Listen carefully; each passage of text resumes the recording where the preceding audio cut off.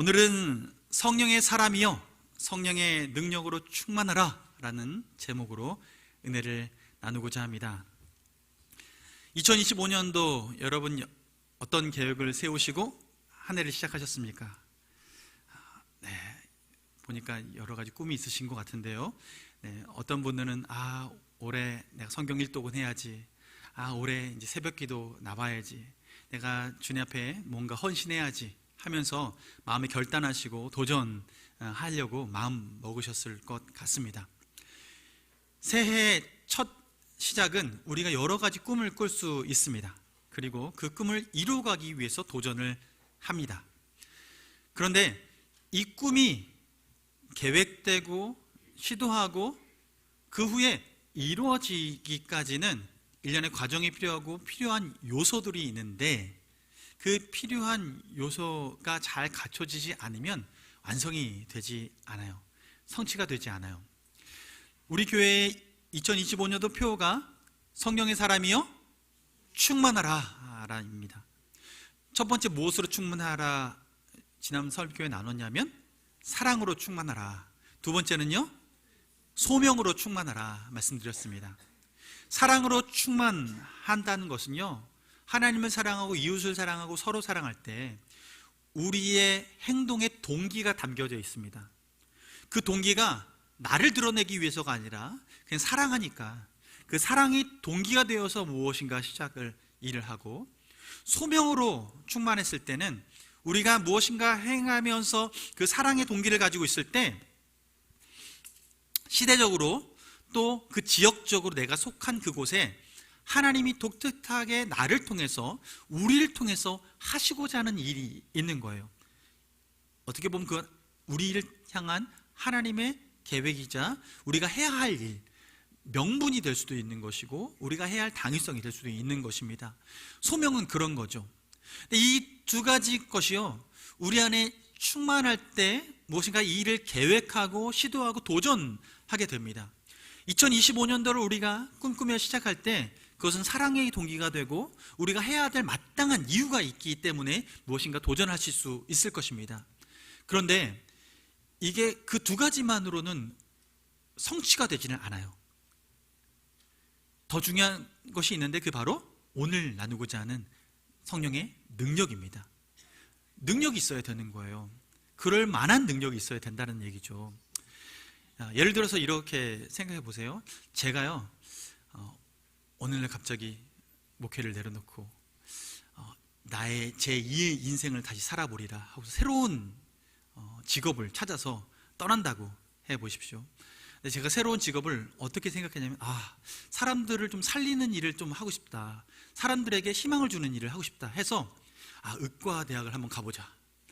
의과대학인데 그래도 사람들한테 좀 밝게, 사람 목숨과는 크게 상관이 없지만 그래도 그 사람들을 더 밝게 해줄 수 있는 것, 성형외과는 어떨까? 라는 생각이 들어서 제가 공부를 하고 의과대학을 들어가서 성형외과 이제 의사가 돼야지 하고, 제 상황 가운데 좋은 사랑의 마음을 가지고 또 해야 될 이유들을 발견하고 이 일에 도전한다고 했을 때, 여러분 이게 잘 될까요? 안 될까요?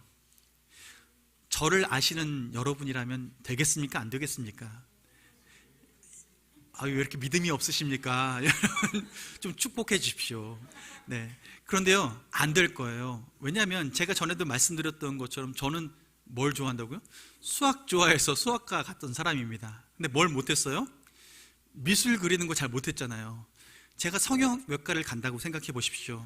제가 한 분 한 분 얼굴을 보면서, 당신의 얼굴은 여기까지만 이렇게 움푹 패이면 더 이쁘지겠습니다, 살을 이렇게 붙이면 예뻐지겠습니다 하고 제가 그림을 그려서 뭔가를 제 손으로 뭔가를 한다면 걸작품이 나올 것 같습니다.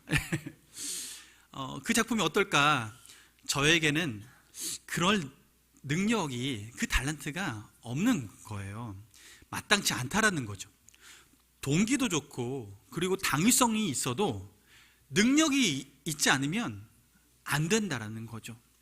하나님께서는 우리에게 사랑의 마음으로 동기를 가지고 소명감을 가지고 해야 할 당위성을 가지고 도전을 때 이 일이 완성되려면 그에 걸맞는 능력이 있어야 합니다. 2025년도 여러분은 계획해서 무엇인가 도전할 준비를 하고 계실 겁니다. 아무것도 없으시면 안 되는데요. 지금 여러분 멍하니 한 해를 보낼 것이 아니라 계획하고 도전해야 될 텐데, 근데 여러분 그 계획 가운데 반드시 필요한 게 바로 능력입니다. 그 능력 가운데 여러분 성취하시길 주님의 이름으로 축원합니다. 하나님께서는요 우리 삶을 그렇게 이루어 가시는데, 그 이루어 가시는 그 모든 일련의 과정들 가운데 그 능력이 꼭 필요하다는 말씀을 오늘 본문에서는 이렇게 말씀하세요. 오늘 본문 6절 말씀을 보면요, 6절 말씀 같이 다시 한번 읽어볼게요. 그가 내게 대답하여 이르되 여호와께서 수룹바벨에게 하신 말씀이 이러하니라. 만군의 여호와께서 말씀하시되 이는 힘으로 되지 아니하며 능력으로 되지 아니하고 오직 나의 영으로 되느니라. 아멘. 하나님은 수룹바벨에게 명령하시면서 이렇게 얘기하는 거예요. 너 힘으로 되지 않고 능력으로 되지 않고 하나님의 영으로 돼 라고 얘기하는 거예요. 무슨 말씀인지 이해가 되십니까? 영으로 되니까 뭔가 좋은 것 같구나 라고 생각할 수 있는데요, 지금 이 본문을 이해하려면 그때 당시의 역사적인 환경을 좀 이해해야 합니다. 당시 지금 스가랴가 활동하던 시기는요, 이스라엘 백성이 포로 생활하던 시기입니다. 포로 생활하는데 포로 생활에서 일부가 먼저 1차로 예루살렘으로 돌아오고, 그리고 2차로 귀환하기 전에 그 사이에 벌어진 일이고, 스가랴는 그때 활동하던 선지자입니다. 이스라엘을 생각해 보세요. 이스라엘이 가장 번성했을 때가 언제냐 하면 다윗 그리고 솔로몬이 다스릴 때 왕국으로 크게 번성했습니다. 그래서 지금도 이스라엘은 다윗의 별을 그려놓고 그때의 전성기를 회복하기 원하는 것이, 그래서 그때를 기억하면서 메시아를 바라고 사는 것이 그들의 삶의 목적 중에 하나입니다. 그만큼 번성했을 때입니다. 그런데 솔로몬 시대 이후에 이스라엘은요 두 나라로 쪼개집니다. 솔로몬이 열심히 지혜롭게 잘 다스린 것 같은데요, 그가 실패한 것 중에 하나는 그가 나라를 다스리려고 사람들과 화평을 맺으려고 어떤 방식을 취했냐 하면 정략 결혼을 했습니다. 그 정략 결혼을 통해서 이스라엘에 들어온 게 우상이죠. 결국 그 우상 때문에 이스라엘이 번잡해지게 되고 결국 하나님으로부터 진노를 받게 되고, 이스라엘에서 솔로몬이 죽은 이후에 왕이 분열돼서 두 왕국으로 나눠집니다. 북이스라엘과 남유다로 나눠지는 거예요. 북이스라엘은요 그렇게 지내다가 결국은 722년 BC 722년에 아수르에 의해서 멸망을 당하게 되고, 남유다는 조금 더 유지가 되는데 BC 586년에 바벨론에 의해서 멸망을 당하게 됩니다. 그렇게 멸망당할 때 당시에 이사야 선지자 그리고 예레미야 선지자를 통해서 하나님께서 예언을 하세요. 무엇을 하냐면 너희들 이렇게 살다가 어떻게 되냐면 포로 생활하게 될 거야 라고 하면서 그 기간을 정하세요. 70년. 몇 년이요? 70년을 정하세요. 그래서 너희가 멸망하게 될 것인데 너희들 70년 동안 포로 생활을 할 거다라는 이 예언을 하는 거예요. 그 예언을 듣고 나서 정말 그럴까 싶어서 지내다가 보니까 실제로 북이스라엘도 멸망하고 남유다도 멸망하고 포로 생활로 들어가게 되는데요, 그들이 그렇게 살다가 하나님께서는 그 약속하신 말씀을 지키시려고 이스라엘 백성을 귀환시키십니다. 그것을 어떻게 하시냐 하면 하나님께서 첫 귀환을 하게 하실 때 에스라 선지자들을 통해서 그 처음 나오게 하시는데, 그때 사용했던 왕, 쓰임받았던 왕이 누구냐면 바벨론이 정권이 무너지고 그 다음 정권이 들어온 게 페르시아 왕권이거든요. 이 페르시아의 초대 왕이 고레스 왕입니다. 이 고레스 왕이 딱 정권을 잡으면서 정책을 바꿔요. 사람들을 꽉 쥐어서 잡고서 그들을 다스리지 않고 풀어줍니다. 그들이 원하는 것들을 최대한 맞춰주면서 그들에게 나는 좀 더 덕이 있는 왕이다 라고 말하면서 그들을 다스리려고 해요. 그래서 그들의 종교를 더 인정해주고 자유롭게 활동할 수 있도록 도와주는 거예요. 그래서 고레스가 칙령을 내려주는데요, 그 칙령을 통해서 특별히 이스라엘의 회복을 명령합니다. 무슨 회복이냐면 성전의 회복을 명령해요. 그래서 고레스 왕이요, 여러 가지 여건들을 마련해줘요. 성전을 다시 짓을 수 있도록 재료들과 또한 필요한 재정들을 다 지원해주겠다고 하면서 주변 그런 관리들도 이 예루살렘 성전을 회복하는 일에 도와줘라 라고 칙령을 써서 보내주게 돼요. 이게 1차 기한을 해서 사람들이 가는데요, 그때 갔던 사람들 중에 한 사람이 스룹바벨 그리고 예수아, 그 사람들과 함께 제사장들, 레위 사람들이 함께 가요. 예배에 필요한 사람, 성전 회복에 필요한 사람들이 함께 가게 되는데요, 이때 가게 될 때도 사실은 용기가 필요한 이제 출발이었어요. 왜냐하면 이스라엘 백성이 포로되어서 남의 땅에서 사는데 이미 그곳에서 포로 생활 가운데 적응을 한 상태예요. 그런데 다시 예루살렘으로 돌아간다는 건 그닥 녹록지 않은 거예요. 거기 가면 나를 반겨줄 사람이 있는 것도 아니고 거기서 고생해야 될 게 뻔한데 가야 되나 하는데, 지금 하나님께서 고레스의 마음, 이방 왕의 마음을 열어서 가게끔 하신 거예요. 그래서 그 마음에 감동받아서 움직였던 스룹바벨을 비롯한 여러 제사장들과 레위 사람들, 그렇게 해서 도착해서 공사를 시작하는데요, 근데 공사를 시작하고 나서 얼마 안 돼서 공사를 멈춥니다. 왜냐하면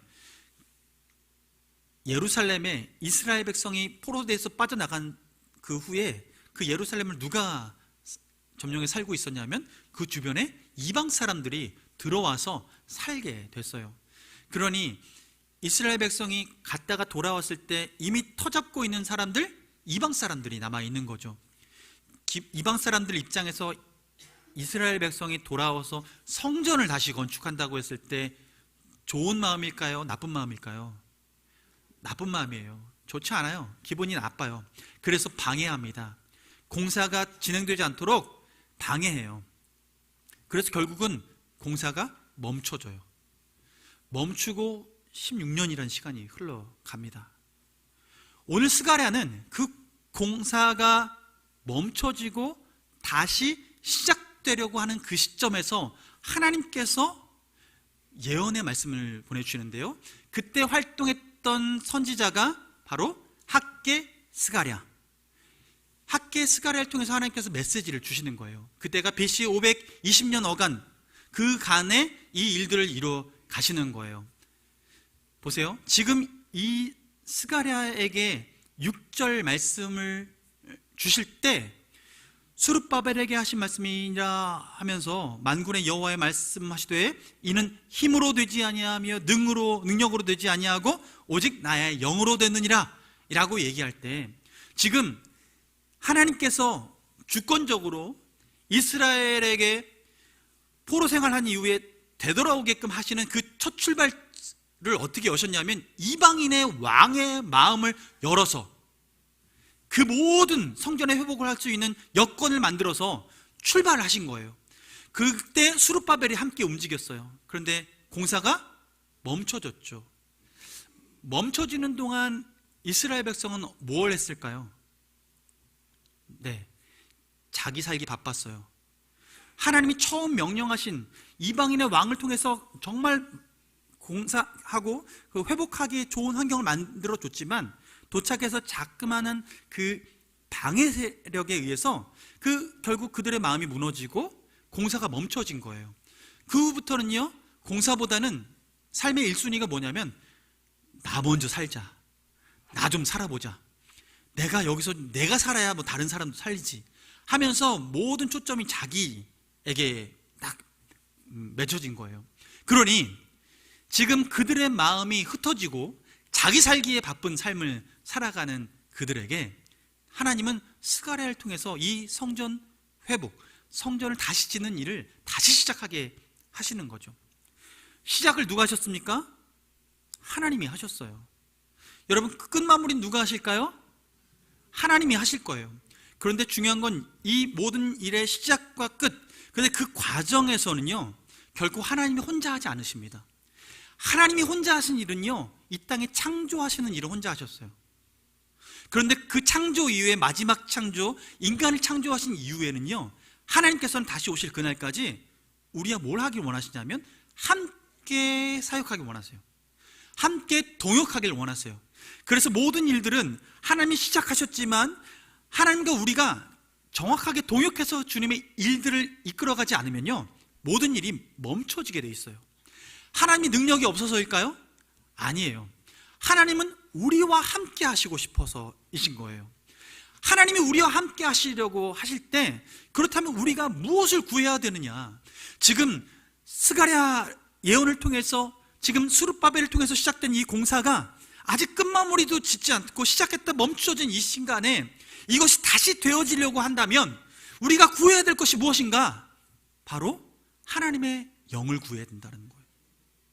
힘으로 되지 않고, 내 힘, 내 능력, 내 재정, 이것으로 되지 않고 하나님의 영으로 말미암아 하나님의 성령으로 충만함을 덧입어서 하나님께서 원하시는 것, 그 일에 내 삶을 드릴 때, 그때 비로소 그 일들이 지속되어지고 성취되어져 간다는 것이죠.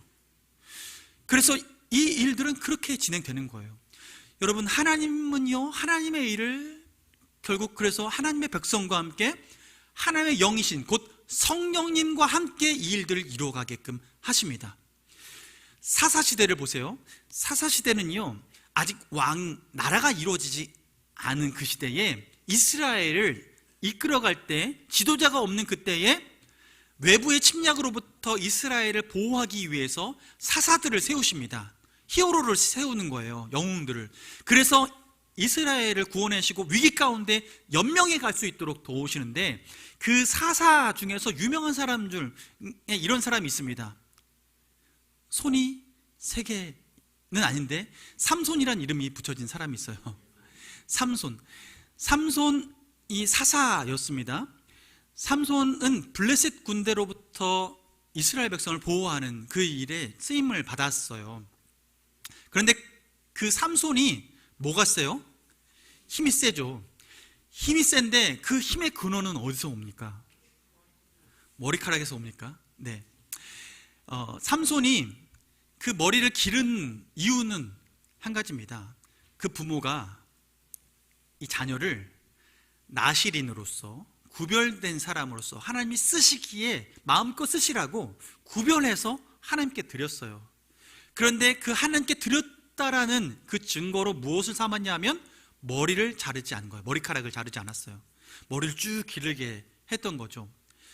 그 삼손이 머리를 길렀고 하나님과의 그 약속된 그런 관계이다, 하나님 앞에 구별된 존재다라는 것을 그렇게 표현해내고 살았고, 그것을 늘 기억하면서 머리카락을 보면서 찰랑찰랑 하면서 하나님 앞에 내가 어떤 존재인지를 늘 기억하면서 살았어요.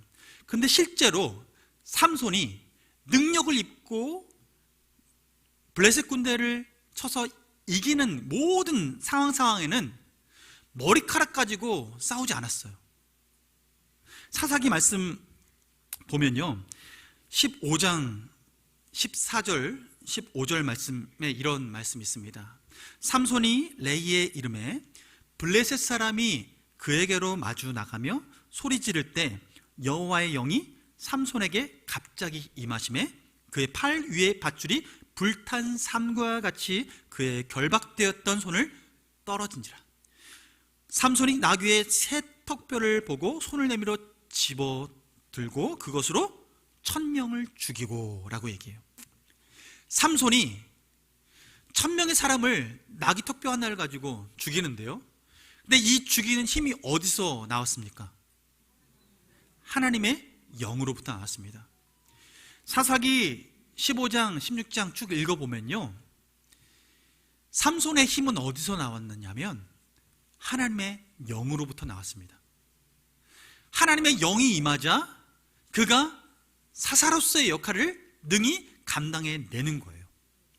근데 그 능력을 감당해낼 때 중요한 건 하나님과의 그 약속이 내가 맺어진, 내가 구별된 사람이다, 내 힘으로 하지 않고 내 능으로 하지 않고 하나님의 능력으로만 가능하다라는 그 약속을 기억하는 것이 머리카락인 거죠. 그런데 그가 힘을 잃었을 때가 언제냐면 드릴라에게 속아서 자기 힘의 근원이 어디서 나오느냐, 난 머리카락이야 라고 얘기할 때 머리카락을 자르고 나니 힘이 사라지게 된 거예요. 여러분, 머리카락 그러면 다음에 심으면 되지. 예. 그러면 힘이 다시 생기지 않을까? 아니요. 지금 머리카락을 내어주는 것은요, 하나님과의 그 언약의 관계에서 하나님 앞에 하나님을 의지하려는 마음을 내려놓은 거예요. 하나님과 관계가 단절된 것이 머리카락이 잘려진 것과 똑같은 거죠. 삼손은 그렇게 살아가다가 결국 비참한 인생의 말로를 경험하게 됩니다. 블레셋 군대에게 잡혀가고요, 두 눈이 뽑혀서요 사람들의 조롱거리가 됩니다. 근데 그 조롱거리가 된 그가 마지막에 하나님 앞에 간구해요. 저 블레셋 군대 잔치 가운데 나를 불러서 나를 조롱하는데 하나님, 이것이 하나님을 멸시하는 것과 같아서 주님 내게 힘을 주셔서 저들을 무너뜨릴 수 있도록.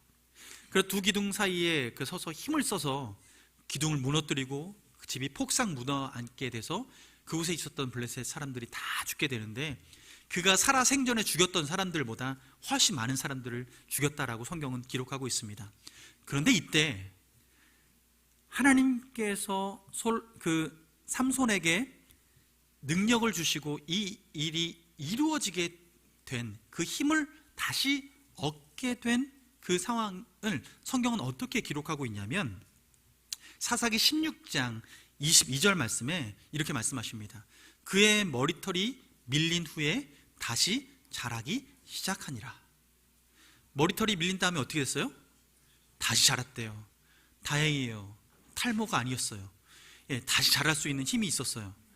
자라는데요, 이 자란다라는 것은요 하나님의 긍휼이고 하나님의 은혜예요. 그의 머리털이 다시 자란다라는 것은 하나님의 약속을 다시 한번 하나님께서 그와 맺었다라는 거예요. 그러니 삼손에게 하나님께서 다시 성령의 능력으로 임재하셔서 하나님께서 힘쓸 준비를 하고 계신다라는 거죠. 삼손에게는 이게 소망인 거죠. 여러분, 우리에게 하나님께서 사랑의 동기로 소명이라는 당위성을 가지고 무엇인가 하도록 하실 때는 처음에 하나님께서 우리의 마음에 소원을 주었기 때문에 그런 소원도 생기는 것입니다. 그냥 생기는 것은 아니에요.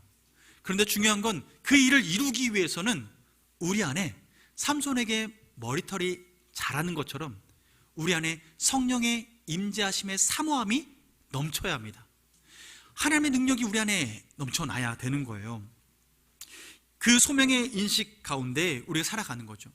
삼손은 결국 육체의 정욕 때문에 그는 그 능력이 사라졌고, 그 육체의 정욕을 넘어서서 다시 한번 하나님으로부터 소명을 확인할 때 그에게 하나님께서는 그 능력을 다시 회복시켜 주셨습니다. 여러분, 이 일들을 이루기 위해서 우리에게 간절히 우리가 가져야 될 소망은 바로 하나님의 영이 우리에게 임하고 하나님의 능력이 우리 안에 충만케 되는 것, 이것이 우리가 바라야 될 모습인 것입니다. 여러분, 2025년도 정말 주님과 함께 동행하면서 승리하길 원하십니까? 그렇다면 우리가 이 소원을 가지고 나갈 때 여러분, 우리 인생에 장애물이 없을 수는 없습니다. 될 일들 가운데서 안 될 일들은 항상 어떻게든 생기게 마련이에요. 근데 오늘 7절 말씀 전반절에 성경은 무엇이라고 말씀하냐면요, 스가랴서 4장 7절 시작 부분 보면요, 큰산아 네가 무엇이냐, 네가 수룹바벨 앞에서 평지가 되리라. 수룹바벨 앞에서 처음 하나님 명령 따라서 첫 귀환에서 성전을 회복시키려고 와서 시작한 것, 하나님 뜻 안에 시작됐습니다. 이 일이 완성되어져 가는 과정 가운데 장벽을 만났어요. 근데 오늘 스가랴를 통해서 수룹바벨에게, 또한 그때 왔었던 하나님의 백성들에게 지금 어떤 말씀을 하고 계시는 거냐면, 너희 앞에 있는 지금 장애물 평지가 될지어다. 그것이 하나님께서 약속하신 거예요. 하나님을 향한 마음을 다시 회복하고 주님의 영, 성령의 도우심 아니면 될 수 없습니다. 주님 도와주십시오 라는 이 간절한 소원을 가지고 우리가 하나님 앞에 한 걸음 한 걸음 나아갈 때 하나님은 그 다음은 무엇을 하실 것이냐? 그 산을 낮추실 것입니다. 하나님은 우리에게 그렇게 도전하라고 말씀하세요. 지레 겁먹고 멈춰서지 말고 한 걸음 한 걸음 나아가라 말씀하시는 거죠. 자, 그렇다면 여러분, 우리는 성령의 능력이 있어야 되는구나, 성령의 충만함을 입어야 되는구나, 이 소원은 가질 수 있어요. 그런데 어떻게 하면 성령의 충만함을 덧입을 수 있고 성령으로 살아갈 수 있고 성령의 능력으로 충만한 삶을 살 수 있을까요? 어떻게 얻죠? 지나가다가 어디 교회에 와서 생수 한번 마시면 내가 힘이 불끈불끈 솟고 내가 없던 힘이 생기면 참 좋을 텐데, 우리 교회 정수기가 불날 텐데, 그런데 하나님께서 그런 방법으로 우리에게 성령 충만함을 약속하지 않으셨습니다. 여러분, 성령 충만하고 싶으십니까?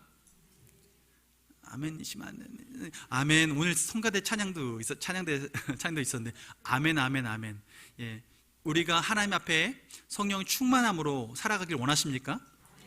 우리 인생 가운데 그 성령의 충만함으로 덧입어서 성령의 충만함으로 살아갈 수 있는 길은요, 제가 비밀인데요, 가르쳐 드릴게요. 예, 다른 데 가서 얘기하지 마세요. 예, 여러분만 아시고 여러분만 그 비결을 아시고 사용하시기 바랍니다. 여러분, 하나님께서 에베소서 5장 18절 말씀에 이렇게 말씀하세요. 술 취하지 말라. 이는 방탕한 것이니 오직 성령으로 충만함을 받으라. 하나님께서 명령하시는 거예요. 뭐 하라고요? 성령의 충만함을 받으라. 술 취하지 말고 성령의 충만함을 받으라. 명령하셨어요. 자, 하나님께서 명령하실 때는요, 하나님으로부터만 나오는 능력인데 너 이거 받아 라고 명령하셨는데 안 줘. 하나님이 명령하셨는데 안 줘. 그러면 하나님은 좋은 하나님이에요? 나쁜 하나님이에요? 이상한 하나님이죠.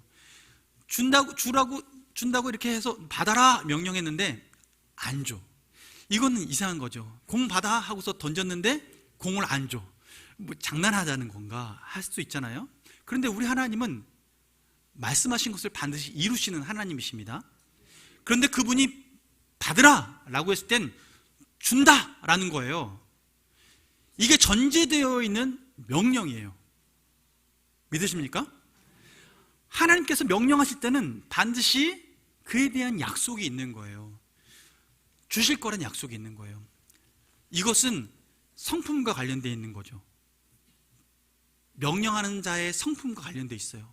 행동하는 자의 성품. 예를 들어서 장로님이 계신데 장로님이 저한테 선물을 주신다고 제가 눈 가리고 이제 성탄절 눈 가리고 기다리고 있는데, 목사님 선물 받으세요 하고서 저한테 눈 감고 손 내미세요 했는데 제가 장로님을 신뢰하지 못하고 아유, 장로님 뭐 주시겠어? 라고 생각하고 말씀은 하셨지만 제가 손을 내밀지 않고 이렇게 가만히 있는다고 하면 받을 수 있어요? 없어요?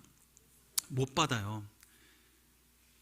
그 선물을 받는 건요, 눈 가리고 있어도 내 눈에 보이지 않아도요, 준다라고 약속하신 상대방이 믿을 만한 분이고, 그리고 지금 나를 사랑하는 마음이고 진심이고 진짜라면 내가 눈을 감고 있든 뜨고 있든 상관없이 내가 눈을 감고 있는데 손 펼쳐보세요 하면 제가 펼치면 그 손 위에 얹어주는 거예요.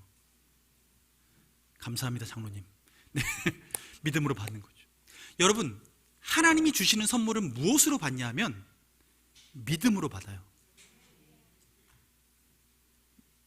그분의 성품을 믿고 그분의 신실하심을 믿고 받는 거예요. 눈에 보이지 않는데요? 지금 주시는 거 맞아요? 지금 명령하셨으니까 지금 주시는 거예요. 여러분, 요한일서 말씀 보면요, 요한일서 5장 14절 말씀에 이렇게 말씀합니다. 그를 향하여 우리가 가진 담대함이 이것이니 그의 뜻대로 무엇이든지 구하든지 무엇을 구하면 들으심이라.